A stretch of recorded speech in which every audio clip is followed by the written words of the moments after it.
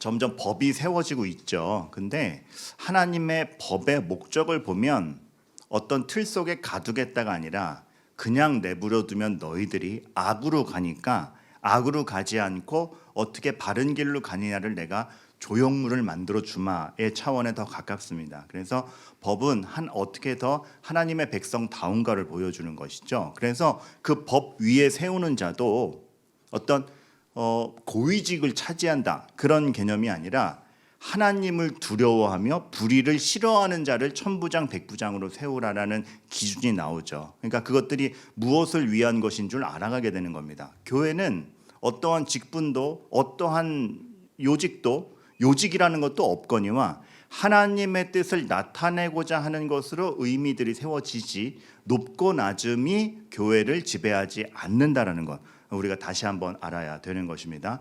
저도 설교의 역할을 맡은 죄인일 뿐인 것. 참 그래서 저도 스승님들이 감사한 게 제 신학교의 초대 교장 선생님이셨던, 정말 우리나라에서 국내 저자로서 신구약 성경을 다 주석했다 세 분이 안 넘을 겁니다. 그분 중에 한 분이 제 스승님 중에 있었는데, 옛날 인터뷰를 들어보면 83살인가 84살 때 제자들 앞에서 이렇게 설교하는 것을 들었어요. 여러분, 저는 84년 묵은 죄인입니다. 그러니까 그거를 인식하며 사는 거죠. 그래서 절망이다가 아니라 내가 자랑할 게 없으며 내 지식을 내세울 게 없으며 여전히 하나님 은혜에 기댄다. 그러니까 여러분, 우리가 하나님의 뜻에 순종한다는 건 뭐 이렇게 지킬 규칙이 많아가 아니라 하나님 뜻대로 가야 정말 맞게 갈 수 있다라는 믿음의 확증 가운데 기쁨의 순종이 되는 거라는 거, 우리가 다시 한번 알게 됩니다. 그러니까 모양만 다를 뿐이지 교회에 대한 원리가 이미 구약 시대에도 너무나 많이 숨어 있다라는 것 우리가 알게 됩니다. 오늘 그래서 지난주에 이어서 이 교회가 세워짐에 대한 원리에 대해서 우리가 이 모세와 출애굽을 통해서 좀 살펴보도록 하겠는데요. 먼저 이런 말씀 좀 드리도록 할게요. 제가 여러분 영화를 좋아하시는 거 다 알 겁니다. 근데 이제 영화는 좋아하는데 영어를 못하다 보니까 저에겐 자막이 너무 소중하죠. 그래서 자막이 틀리게 나오면 너무 짜증이 나와요. 근데 어느 날 이제 AI가 지금은 많이 나아져서 지금 뭐 수준이 월등히 높아졌는데 한 7, 8년 전만 해도 드디어 AI가 인공지능이 번역을 할 수 있게 되었다라고 해서 번역가들의 자막 작업이 없어도 우리끼리 자막기를 돌려서 이렇게 번역을 맞이할 수 있는 시대가 왔습니다. 근데 사용하다가 절망했습니다. 왜냐하면 예를 들어 이런 오역들이 나오는 거죠. 그 어떤 섬에서 이렇게 너무 고립된 가운데 너무 분투하다가 와이프와 함께 섬에 고립되는데 결국 그 섬의 조건이 너무 안 좋으니까 와이프를 지켜내지 못한 사람이 있어요. 그 사람이 딱 구조받은 다음에 하는 대사가 있는 겁니다. 그래서 너무 절망적으로 그 사람이 이렇게 얘기하죠. I could not save my wife. 뜻이 뭐예요? 저는 제 와이프를 살려내지 못했습니다. 구하지 못했습니다. 되게 막 마음이 저리는 순간이잖아요. 근데 그때 자막에 이렇게 나오는 거예요. 제 아내를 저장하지 못했습니다. 이렇게 나오니까 막 열이 받는 거죠. 그래서 이 자막의 중요성. 이거는 오늘 주제랑은 상관없는데 하나님과 저희 사이의 대화를 죄가 이런 식으로 가로막고 있습니다. 그거를 그리스도가 뚫었다는 거 우리가 알아야 됩니다. 그래서 방언의 역사가 특별했던 게 막 이상한 말을 했다 그 기적이 대단한 게 아니라 이걸 뚫은 거죠. 이 오역에서도 은혜를 찾아내는 이죠.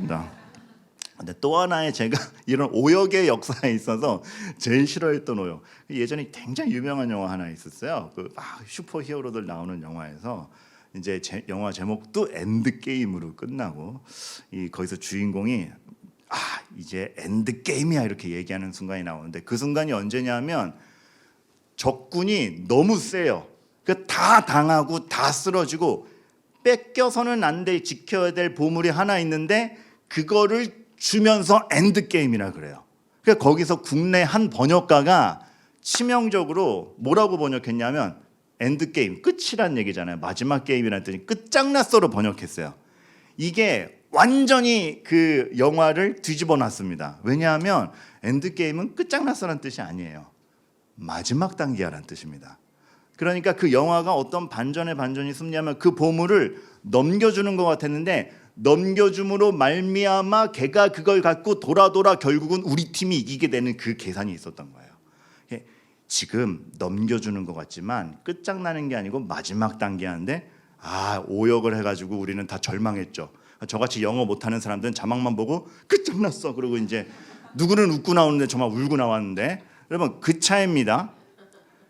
하나님 앞에 잘된 번역을 갖고 가시기 바라요. 하나님은 지금 마지막 단계 하라 그러고 있는데 실력 없어가지고 끝장났어 이러면 안 되는 겁니다.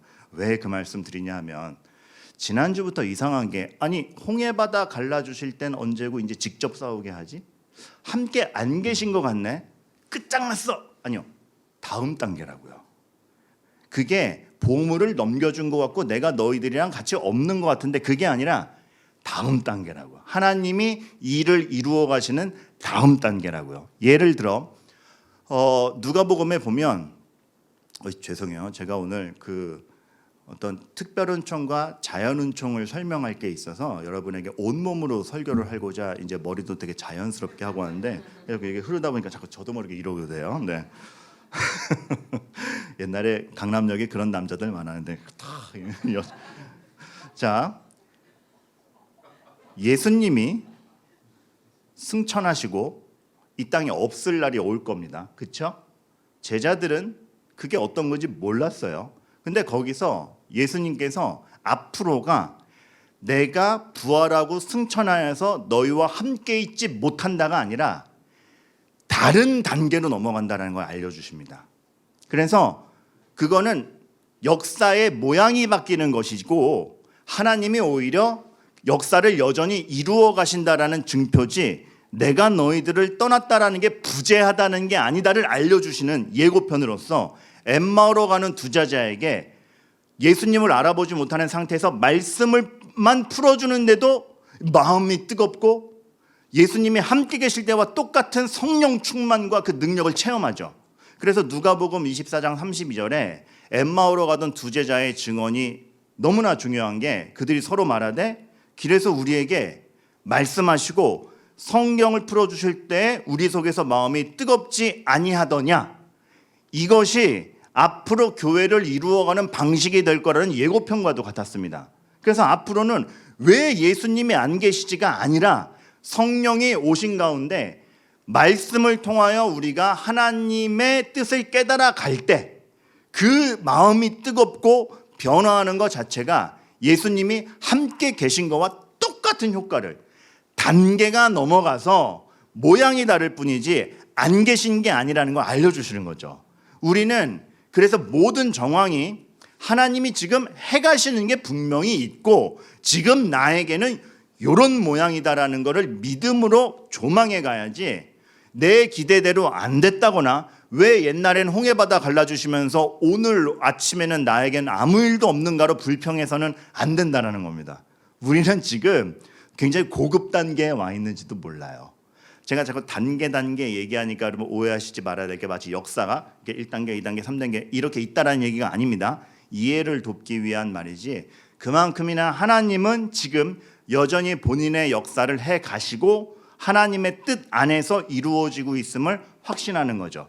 그래서 오늘 출애굽기 18장에 나오는데 잘 보면 아까도 얘기했지만, 아니 10가지 재앙과 홍해바다 갈라주실 때는 그렇게 통쾌하게 갈라주시고 직접 나서서 해주시더니 왜 가르고 나온 다음에 먹는 문제를 맞닥뜨리게 하시고, 물론 하나님이 주시지만 아니 뭐 이 체감이 이전과 같지 않은 거예요. 왜냐하면 10가지 재앙만 할 때도 쟤네한테 문제였던 게 우리한테 문제도 안 일어났잖아요. 근데 아니 먹는 문제가 생기는 겁니다. 전쟁을 홍해바다를 가르고 묻어주시는 것처럼 하지 않고 우리 여호수아에게 칼 들고 나가라고 하죠. 그러니까 이 우리가 해야 되는 체감도가 점점 세지니까 이거 뭐지? 할 수 있었죠. 그런데 오늘 본문까지 오면 재판도 니네가 해라. 그러니까 일이 점점 많아지는 걸로 생각이 되잖아요. 아니 사실 막 모세가 얘기 듣고 몸도 피곤한데 그거 어떻게 해야 될까요? 진짜 이거 이렇게 하고 이렇게 하세요랑 모세한테 딱 왔어요. 문제가 뭐야? 저에게 이런데 하나님 그대로 하여라. 끝나잖아요. 얼마나 권위가 있어요. 근데 여러분 지금 제가 말한 게 마치 뭐와 같아요? 점 보는 거랑 똑같죠. 하나님은 그런 방식으로 안 하십니다. 믿음을 가진 우리가 얼마나 적극적으로 삶을 맞대야 하는가 알려주고 계신 거죠. 우리가 얼마나 믿음을 가지고 살아가는 게 무엇인지를 직접 경험하며 이것이 사실이구나를 알아가기를 바라는지. 박지성이 유럽 리그에서 슬럼프 뭐라 그랬는 줄 아세요? 한번 얘기해 드린 적이 있는데, 나한테 패스하지 마라, 나한테 패스하지 마라. 너무 겁났던 거예요. 근데 공을 받아서 트래핑하고 몰고 가고 유럽 사람들과 부딪혀 봐야 이제 진짜 선수가 되는 거죠. 하나님이 왜 점점 손을 놓으시는 것 같은가? 손을 놓으시는 게 아니라 강력한 은혜를 증명하셨고 은혜 가운데 새로운 삶을 출발하게 하셨으니 이제 그 믿음을 가진 우리가 트래핑하고 공 몰고 감으로써 진짜 선수가 되기를 만들어 가시는 겁니다. 너무나 책임감 있게, 너무나 책임감 있게. 여러분 진짜 우리가 체감 있게 된다는 건 굉장히 오랜 시간을 필요로 해요. 그 우스갯소리로 외국 가신 분들한테 그런 얘기들 많이 듣잖아요. 이게 처음 한국인이 뭐 이민 가거나 어학연수 가가지고 막 그 나라 법도 모르고 막 당황하니까 그렇게 막 교통사고도 나고 사고를 많이 저지르는데 어떨 때 한번 차가 뒤집힐 정도의 사고를 이제 미국에 간 지 얼마 안 되는 사람이 딱 당한 거예요. 차가 뒤집혀서 막 이렇게 피를 흘리고 있는데 경찰관이 와서 꺼내기 전에 물은 거죠. Are you okay? 근데 한국인 뭐라 그래요? I'm fine, thank you, and you. 이게 자동으로 나오는 거죠. 언어가 아닌 겁니다. 그러니까 언어가 아닌 거예요. 거기서 오 마이 갓 막 이렇게 아파요 건져주세요. 그게 감탄사까지 실감으로 나올 때까지는 격차가 큰 거예요. I'm fine, thank you, and you는 영어가 아닌 거예요. 그냥 교과서에서 보고 외운 거 지금 뭐가 I'm fine, thank you, and you예요. 그래서 저는 인간극장 오스틴이라고 있거든요, 여러분. 저는 이 인간극장 오스틴 같이 돼야 된다고 생각하는데 어떤 점에서 그러냐면 이 사람이 진짜 한국 사람 다 됐구나라고 제가 인간극장 보면서 느낀 적이 있어요. 나중에 한번 유튜브에서 찾아보세요. 인간극장 오스틴 너무 순박하고 재밌는데 한국말은 살짝 어눌한 것 같아요. 근데 제가 이 사람 한국 사람 다 됐다, 한국에 적응했다라고 딱 느낀 순간이 있어요. 그 사장님이 명절 특별 보너스를 많이 주신 거예요. 그러니까 감사해가지고 사장님한테 전화를 하는 거예요. 그래서 사장님 뭘 이렇게 많이 주셨어요? 그랬더니 이제 사장님이 답을 하는 거죠. 사장님이 답을 하는 거죠. 그거 특별 보너스인데 아니 너 애 맛있는 것도 좀 사주고 와이프 옷도 사주고 넉넉히 써. 그러니까 감동을 한 거예요. 근데 거기서 오스틴이 뭐라 그랬게요? 그 말을 듣고 아이고 한국 사람 다 됐구나. 오 마이 갓 와우. 그랬으면 한국인 아니에요. 근데 아이고 사장 아이고. 여러분 저는 여러분께 하나님의 사람으로서 진짜 언어를 쓰길 바라요. 그러니까 예수 그리스도를 믿으면 천국 가요가 아니라 그게 진짜 나에게 체화가 돼서 나는 죽어도 천국 가는 사람으로 오늘을 살아가는 아이고가 뭔지 안다. 그게 진심으로 남아야죠. 그냥 암송만 해서 믿으면 천국 가 I'm fine, thank you, and you가 아니라 아이고. 그렇죠, 여러분. 무슨 차이인지 아시겠죠? 근데 그 아이고가 나오기 전까지는 먹는 문제, 전쟁, 재판 해나가야 되는 겁니다.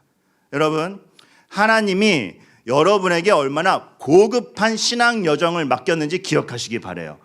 여러분, 신앙이 좋다라는 것, 여러분이 신앙이 확증됐다라는 것은 여러분이 막 놀랄 만한 기적이 많이 일어나는 게 아니라 먹고 사는 문제와 치사한 전쟁과 매일매일 판단해야 되는 그 재판 같은 일들 안에서 하나님의 언어로 답해낼 수 있는 게 믿음을 좋다 그럽니다. 여러분들 그것을 감당해 내시기를 바라겠어요. 힘들죠? 그래서 같이 기도하는 거니까 감당해 내시기를 바라겠어요. 또 하나 오늘 중요한 점은 근데 그 재판을 해나가는 제도를 세우는 데 있어서 여러 가지를 보게 되는데 일단 모세가 혼자 못합니다. 모세는 유능해요. 하나님의 뜻을 잘 알아요. 근데 혼자 하지 않습니다. 그렇죠? 교회는 한 유능한 사람으로 유지되지도 않거니와 그렇게 되지 않습니다. 모든 성도가 함께 생각하고 같이 판단할 수 있는 능력을 길러가며 같이 고민하는 것이 교회임을 또한 알게 되는 겁니다. 그래서 교회에는 교주가 생기면 안 돼요. 그래서 바른 말씀을 전하는 설교자는 있어야 되고 그 가르침에 순종하는 여러분들은 있어야 되지만 교주가 있으면 안 돼요. 무슨 얘기인지 아시겠죠? 모든 리더들도 성숙해서 서는 거죠. 그래서 아까도 말씀드렸지만 리더의 기준이 유능하다가 아니라 하나님을 두려워하며 불의를 싫어하며인 겁니다. 근데 너무 독특한 건 뭐냐면 그러한 재판 제도를 세워가는데 그거를 여호와께서 말씀하시되가 아니라 모세의 장인이에요. 이게 또한 오 하는 지점입니다. 여러분 지난주 본문에서 전쟁을 하는데 모세가 여호수아에게 명령하죠. 그러니까 점점 하나님의 뜻을 알아가는 사람들이 하나님의 뜻 안에서 행동하고 판단하고 지혜를 모아가는 걸 우리가 보게 되는데 교회도 그렇습니다.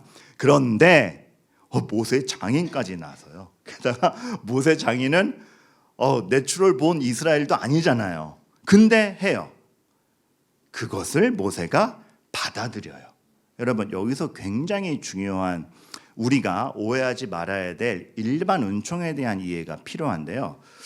좀 가끔가다 이제 과격한 분들 보면 그분들도 그분들의 열정 가운데 내리신 판단이라 제가 감히 비판은 못합니다. 하지만 안타까운 게 우리는 믿음의 사람들이야. 난 과학을 반대한다 라고 하시는 분과 부자는 천국에 가기 힘들어. 난 부자가 안 될 거야. 그래서 일부러 이렇게 모을 수 있는 돈도 안 모으시는 분은 제가 만난 적이 있어요. 근데 여러분 이게 그분들을 비판하게 되는 것 같아서 조금 조심스럽지만 안타까운 건 사실입니다. 왜냐하면 이것이죠. 과학으로 말미암아 여러 가지가 발전되었고 그래서 우리가 많은 편의를 누립니다. 예를 이렇게 드리면 딱 좋겠구나. 이게 제가 수업 시간에 들었던 건데 뉴스를 봤는데 범죄자가 나왔어요. 근데 범죄자가 몸이 튼튼하고 그 몸이 튼튼하니까 그 힘으로 막 도둑질을 한 거예요. 얘기를 들 매일매일 헬스를 했어요. 막 아령을 하고 달리기를 하고 도망도 너무 잘 가고 몸이 너무 좋아요. 그걸 보고 저 범죄자 저렇게 운동해서 범죄자가 되고 나 이제 운동 안 해. 옳은 판단이에요? 아니에요. 운동이 문제가 아니라 운동한 몸을 어떻게 썼느냐가 문제죠. 과학이 문제가 아니라 과학으로 하나님을 부정하면 잘못된 거죠. 부자인 게 문제가 아니라 부자인데 돈 때문에 타락하는 게 문제죠.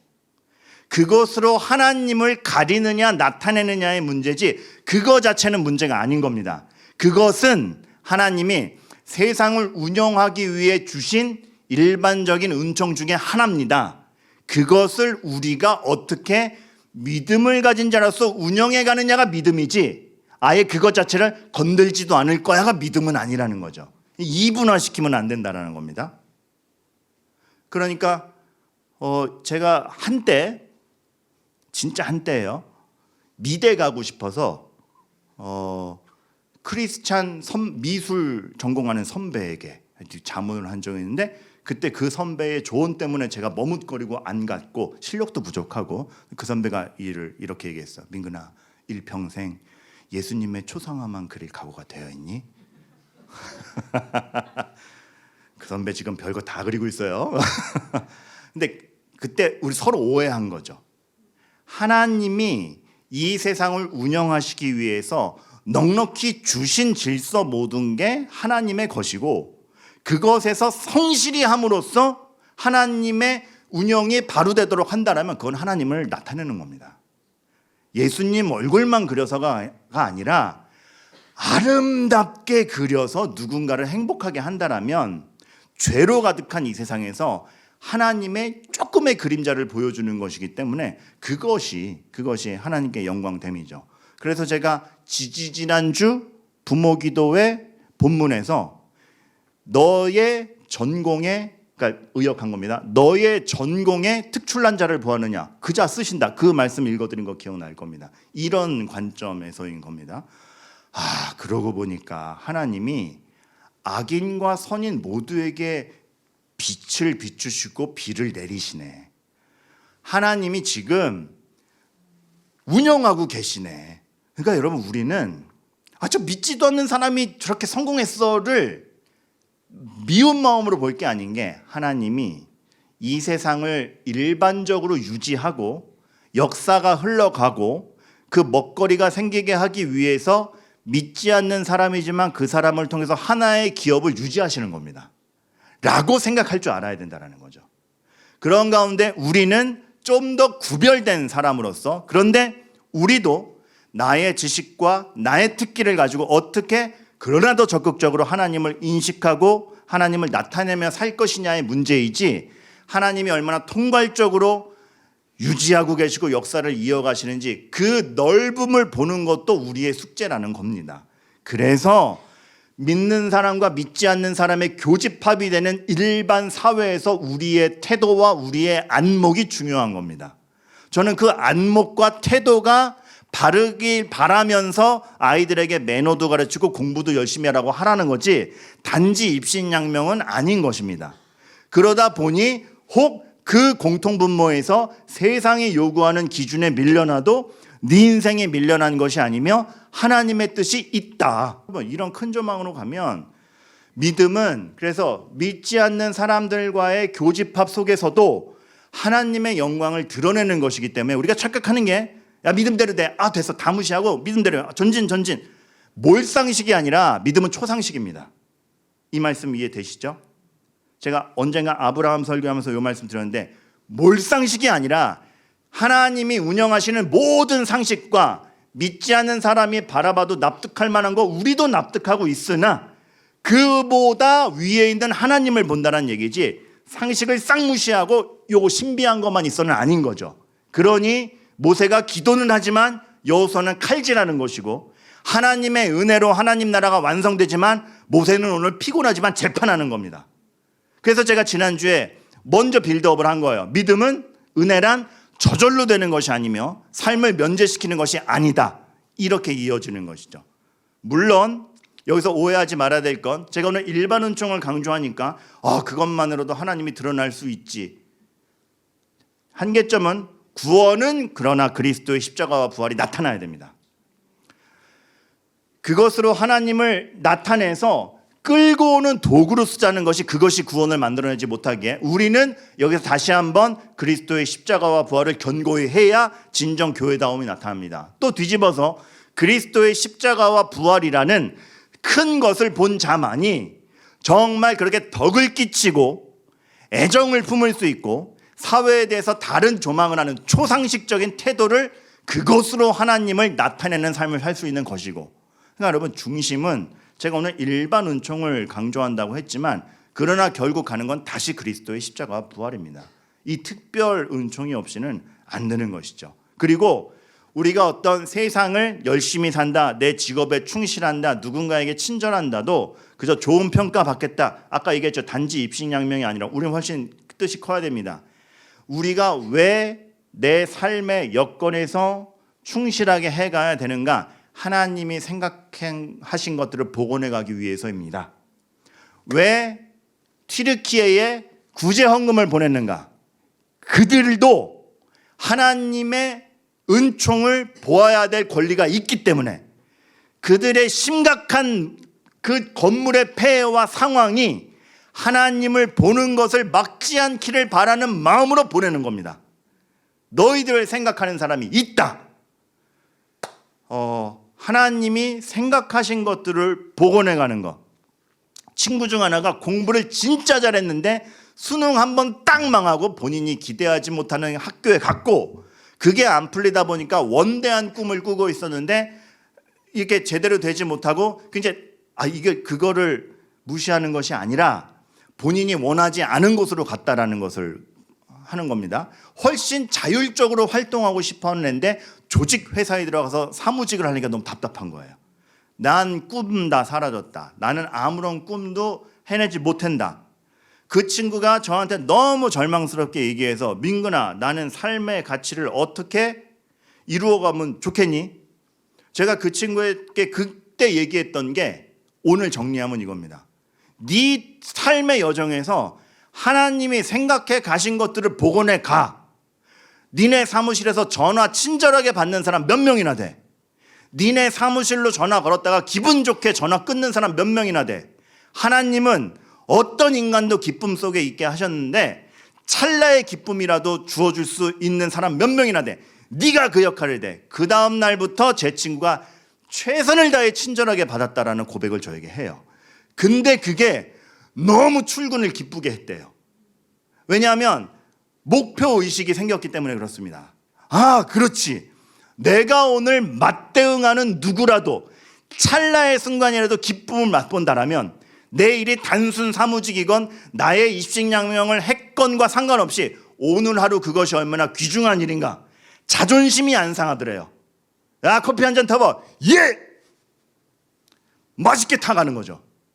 그러면서 기쁨을 주는 거죠. 감사합니다. 누가 떠놓으신 거예요 도대체. 이렇게 목말라가는 설교자의 목을 복원해가는, 그 누가 한지 모르지만 늘 성실하게 2부 끝나면 또 차 있어요. 3부 끝나면 또 차 있어요. 전 놀랄 때가 많아요. 이러다가 어느 순간 포도주로 변하는 거 아니야? 그만큼 은혜로 느껴진다라는 거죠. 그럴 수 있는 겁니다. 그래서 우리가 이런 넓게 생각할 때 이런 말들 사실 조심해야 돼요. 믿으면 잘 돼. 그 사람 믿는 사람이야. 여러분, 믿으면 잘 돼가 아니라 믿으면 이제 하나님 안에서 생각하는 사람인 겁니다. 그래서 그 사람은 편법 쓰지 않을 거고 거짓말하지 않을 거고 타협하지 않을 거란 뜻이지 믿으면 잘 되는 그게 아닙니다. 이런 건 되죠. 그렇게 정직하게 하고 하나님만 의지했더니 하나님이 활로를 주셔서 잘 되는 경우도 있더라. 하지만 아닌 경우도 있는데 그렇다 할지라도 그는 매일매일 자신의 삶을 재판하며 살더라. 그러니까 우리는 그 공통분모를 잘 생각해야 되는 거예요. 제가 영어학원에 근무한 적이 잠깐 있었는데 그 영어학원 원장님, 부원장님이 남매신데 충실한 기독교인이었어요. 그래서 어떻게든 이 학원을 통해서 이렇게 선교도 할 수 있을까를 꿈꾸시는 분들이었는데 이제 새로운 선생님을 뽑게 됐어요. 나중에 2명의 후보자가 나왔는데 그때 제가 학원에서 좀 인정받고 있었습니다. 왜냐하면 동네 소문난 영어 시험 40점짜리를 중간고사 40점짜리를 기말고사 때 100점 만들어 놨거든요. 그래서 제가 이제 명망이 두터워질 때입니다. 혹시 21년 전쯤 야탑에서 영어학원 보내셨던 부모님들, 네, 제 이름 기억하실지 모르겠어요. 다 그랬는데 2명의 후보가 다 출중해요. 근데 이제 원장님이 다 보더니 이렇게 얘기하는 거야. 누굴 뽑지? 부원장님이. 근데 이 사람 믿는 사람이래요. 나 이게 나왔어요. 그래? 저한테 마지막 바톤을 넘겨서 박 선생님은 누구 뽑았으면 좋겠어요? 제가 뭐라 그랬게요? 영어 잘하는 사람이요. 영어 잘하는 사람이요. 이 대화가 돼야 된다라는 겁니다. 믿음이 좋다는 것은 명확하게 판단하고 명확하게 해가는 거고 모든 이들이 하나님의 정당함을 맛볼 수 있게 해주는 사람이 믿는 사람의 역할을 하는 겁니다. 그리고 그 사람들도 믿는 사람으로서 성실해서 영어 실력이 출중하다 하면 뽑히는 거지 나도 믿고 너도 믿으니까 뽑아줄게. 우리는 그럼 믿음의 카르텔을 만드는 게 아닙니다. 믿음으로 모든 이들이 악인에게도 비를 내리시는 하나님의 은혜를 마주치게 하여서 누구라도 더 하나님을 볼 수 있게 해주고 끝끝내는 그리스도의 십자가와 부활을 가르쳐 하나님의 백성을 만드는 것, 그게 교회지 우리만의 카르텔을 만드는 게 교회는 아니라는 것. 굉장히 중요한 지점이죠. 그래서 저는 시편을 읽을 때마다 진짜 막 뭉클할 때가 있는데 68편 5절에서 하나님이 이렇게 말씀하세요. 그의 거룩한 처소에 계신 하나님은 고아의 아버지시며 과부의 재판장이시라.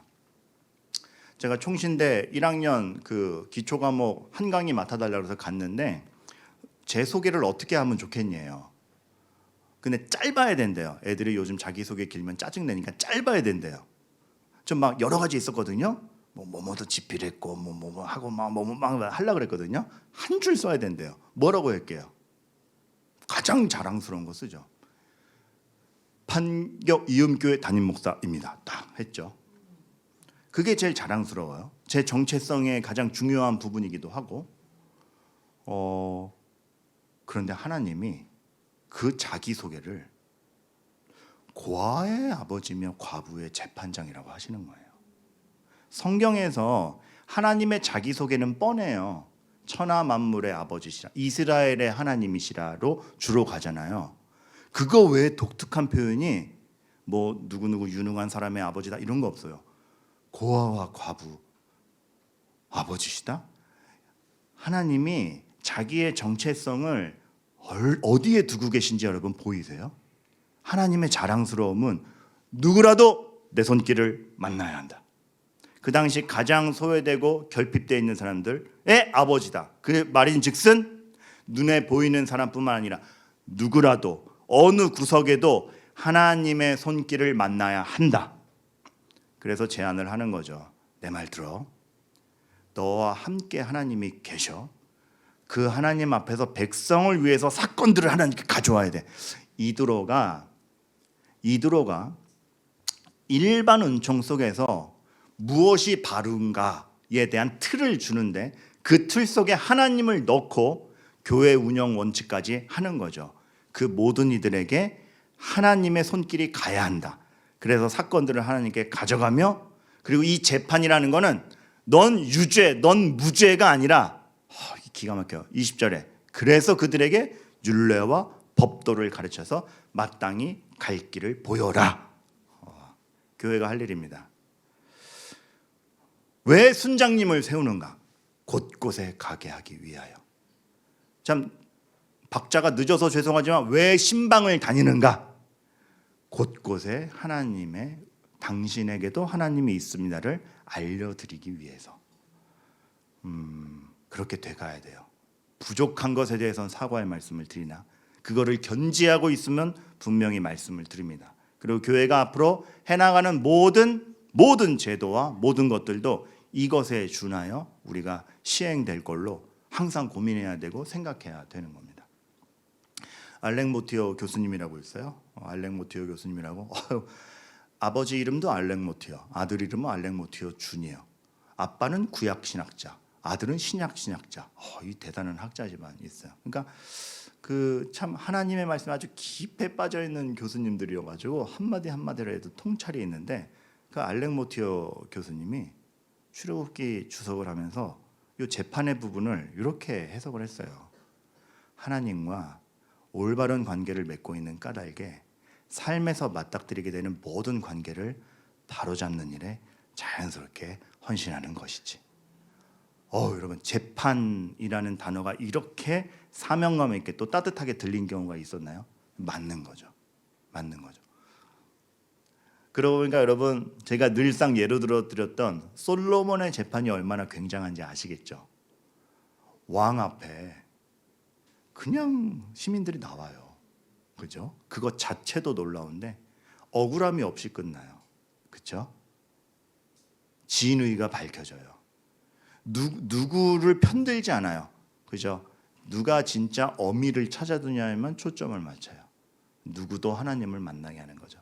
잘못한 자에게는 잘못했음에 대한 고백을, 진짜 어미에게는 진짜 자식을 찾아줌을. 그것이 천국이다.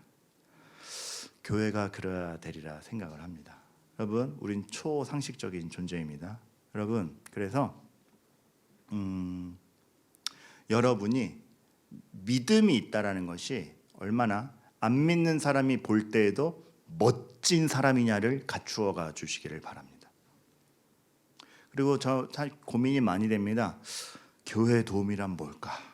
왜냐하면 정말 그 현실적, 실질적, 재정적 어려움에 오늘도 맞닥뜨린 분들을 보면 제가 신방 가서 할 말이 없는 분들이 너무 많아요. 그때 사실 저는 좌절감 느낍니다. 도대체 내가 목사로서 격려하러 왔는데 교회의 도움이란 뭘까? 근데 하나 좀 소망을 갖는 게 어떤 실질적 도움을 줄 수 있는 부분이 있다면 최선을 다해서 도와드릴 거고, 또 주변의 이웃들이 그럴 수 있는 분이 도울 겁니다. 근데 교회의 도움이란 어떤 상황에서라도 그 하나님이 너에게 손길을 미치고 있다를 확신시켜주는 사람이구나. 그러니까 그 절망 속에서 계속 이어지는 거죠.